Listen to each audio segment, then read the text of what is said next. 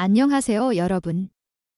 신인왕 후보로 거론되었지만 2024 시즌에 어려움을 겪은 황준서 19가 내년에 그 잠재력을 제대로 발휘할 수 있을지 궁금해진다. 황준서는 고등학교 시절 최고 150km/h에 달하는 패스트볼과 스플리터, 슬라이더, 커브 등 다양한 변화구로 뛰어난 잠재력을 보였고 이를 바탕으로 완성형 투수라는 평가를 받았다. 2023년 고교 무대에서 15경기 6승 2패 평균 자책점 2.26으로 가능성을 보여주었고 3년간의 통산 성적은 31경기 9승 4패 평균 자책점 1.93이었다. 황준서는 마산용마고의 장현석과 함께 2024 신인 드래프트 1순위를 두고 경쟁했으나 장현석이 미국 진출을 선언하면서 전체 1순위 후보로 떠오르게 되었다. 예상대로 황준서는 2024 신인 드래프트에서 전체 1순위로 한화 이글스에 지명되었다. 한화 팬들의 큰 기대를 받았지만 2024 시즌 신인으로서의 한계를 드러냈다. 시즌 초반은 좋았다. 황준서는 3월 31일 KT 위즈와의 경기에서 5이닝 3피안타 5탈 3진 1실점으로 KBO 리그 데뷔전에서 선발승을 거두었으며 이는 2006년 류현진 이후 18년 만에 나온 대기록이었다. 초반 강한 인상을 남기며 신인왕 후보로 거론되었지만 이후에는 점차 불안정한 모습을 보였다. 특히 6월에는 월 평균 자책점이 68, 93분의 1이닝 9실점에 달할 정도로 부진했고 8월에는 평균 자책점이 10.80까지 치솟았다. 황준서는 2024 시즌을 36경기 2승 8패 평균 자책점 5.38로 마쳤다. 1에서 3회에는 피안타율 0.237로 비교적 안정적이었지만 4에서 6회에 들어서면서 피안타율이 0.318로 급등했다. 이는 체력적인 보완이 필요하다는 점을 시사했다. 또한 제구력도 안정적이지 않았다. 황준서의 2024 시즌 9이닝당 볼넷은 6.38개였다. 2025 시즌 황준서가 선발 투수로 나설 가능성은 낮다. 외국인 투수 2명과 류현진, 문동주로 구성된 선발진은 이미 탄탄한 상태다. 또한 스토브리그에서 4년 최대 78억 원의 엄상백과 계약하며 선발 로테이션을 완성했다. 선발 경쟁이 어려워졌지만 황준서에게는 오히려 도움이 될 수 있다. 2025 시즌 체력적으로 발전한다면 1군 선발진에서 기회를 받을 수 있을 것이다. 황준서가 2025 시즌에 얼마나 성장할 수 있을지 주목된다. 트리플A 통산 타율 2할 6푼 5리. 괜찮을까? 한화 이글스가 뉴욕 양키스의 유망주였던 플로리어를 새 외국인 타자로 영입할 예정이다. 이미 현지 언론들이 그의 한화 이적 소식을 전했고 한화 측도 이를 특별히 부인하지 않으므로 계약이 거의 확정된 것으로 보인다. 한화의 새 외국인 선수로서 주목받고 있는 플로리얼은 화려한 전력을 자랑한다. 그는 2015년 양키스와 계약하며 프로에 입문했고 당시부터 양키스의 최고 유망주로 손꼽혔다. 탄탄한 체격과 뛰어난 운동 능력을 갖춘 선수로 평가받았다. 수비와 주루 능력은 이미 메이저리그 수준을 넘어서며 빠른 발을 활용한 넓은 수비 범위와 강한 어깨가 큰 장점으로 꼽힌다. 한화가 내년에 새 구장에서 경기를 펼치게 될 만큼 외야 센터라인 수비에 대한 걱정은 덜어낼 수 있을 것 같다. 그러나 외국인 타자는 수비와 주루만 보고 뽑는 것이 아니다. 가장 중요한 건 타격이다. 외국인 타자가 팀 타선에서 중심이 되어 최소한 상위 타순을 맡아야 한다. 하지만 이 부분에서 플로리얼이 한화와 팬들의 기대를 충족시킬 수 있을지는 의문이다.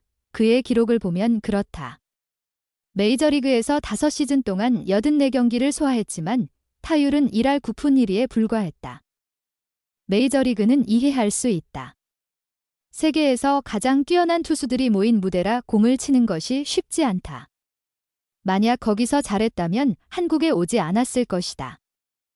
그렇지만 마이너리그 성적도 그리 낙관적이지 않다. 통산 745경기에서 타율 2할 6푼 5리를 기록했다. 올해 트리플A에서의 성적은 타율 2할 1푼 3리로 떨어졌다. 삼진이 많은 타입의 타자였고 트리플A 4시즌 동안 삼진을 468개나 당했다. 그로 인해 빅리그 진입이 어려워졌고 결국 한국행을 선택한 것으로 보인다. 하지만 너무 비관적일 필요는 없다. 우선 그는 충분한 파워를 지닌 선수다. 올해는 9홈런에 그쳤지만 지난해 트리플A에서는 28홈런 25도루를 기록했다.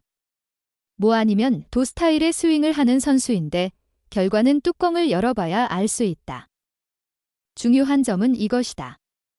미국 투수들보다 구속이 낮은 한국 투수들 상대로 장타를 많이 쳐낼 수 있을지 아니면 변화구와 제구가 정교한 한국 투수들에 의해 고전할지의 문제다.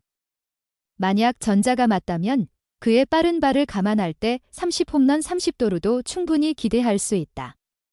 마이너리그에서 172도루를 기록한 그는 30-30과 완벽한 외야 수비까지 보여준다면 한화에겐 대박 기상의 성과를 거둘 수 있을 것이다. 올해 최고의 루키는 단연 신인왕을 차지한 두산의 마무리 투수 김태견이다. 야수 부문에서는 황영묵, 25 한화, 이 가장 먼저 언급될 가능성이 높다. 황영묵은 SSG 정준재와 함께 올 시즌 신인왕 후보에 오른 2명의 야수 중 1명이다. 경쟁자가 강력해서 상대적으로 덜 주목받고 있지만 황영묵의 프로 첫해 성과 역시 눈여겨볼 만하다. 황영묵은 프로 유니폼을 입기까지의 이야기가 많은 선수다. 고등학교 시절 신인 드래프트에서 낙방한 후 대학에 진학했으나 1년 만에 중퇴했다. 이후 독립리그에서 선수 생활을 이어갔고 그 사이 군 복무도 마쳤다. 2024 신인 드래프트에서 다시 도전해 4라운드 전체 31순위로 한화에 지명됐다. 신인이지만 1군 스프링 캠프에 참가할 정도로 잠재력을 인정받았다. 유격수 세 번째 옵션이었던 황영묵은 하주석이 부상으로 빠지면서 기회를 얻었고 1군에서 입지를 다져갔다. 4월 9일 1군 엔트리에 등록된 그는 대수비, 대주자로만 출전하다가 4월 16일 창원 NC전에서 처음으로 8번 타자 유격수로 선발 출전했다. 입단 당시부터 좋은 평가를 받았던 수비는 기본이고 타격에서도 깜짝 활약을 펼쳤다. 황영묵의 4월 타율은 0.354였다. 황영묵은 주어진 기회를 잘 살리는 선수다. 한화는 시즌 중간 사령탑을 교체했으며 새로 부임한 김경훈 감독은 실험적인 라인업을 통해 선수들을 테스트했다. 황영묵은 6월 5일 수원 KT전에서 1번 타자 2루수로 선발 출전해 6타수 4안타 4타점의 맹타를 휘두르며 감독에게 강렬한 인상을 남겼다. 황영묵은 이번 시즌 123경기에서 타율 0.301, 105안타, OPS 0.737을 기록했다. 규정 타석을 채우지는 못했지만 프로 첫 해에 3할 타율을 넘었고 특히 득점권 타율이 0.326으로 찬스에 강한 모습을 보였다. 시즌 중 2루수로 자리를 옮겼지만 유격수와 2루수 모두 가능하다는 장점도 부각됐다.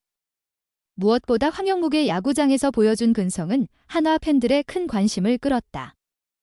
하고자 하는 의지를 강조하는 김경훈 감독도 황영묵의 자세를 높이 평가했다. 생존이 목표였던 황영묵은 자신의 뜻대로 1군에서 살아남았다. 체중이 10kg 이상 빠질 정도로 쉽지 않은 여정이었다. 다음 시즌에도 험난한 경쟁이 예고된다. 2025년 한화 내야의 윤곽은 어느 정도 드러난 상태다. 황영묵이 이번 시즌 가장 많이 뛰었던 2루에는 안치홍, 유격수에는 심우준이 있다. 두 선수 모두 자유계약 선수, 제프A.로 한화 유니폼을 입은 고액 연봉자들이다. 황영묵은 우선 안치홍 등과 주전 2루수 자리를 놓고 경쟁할 전망이다.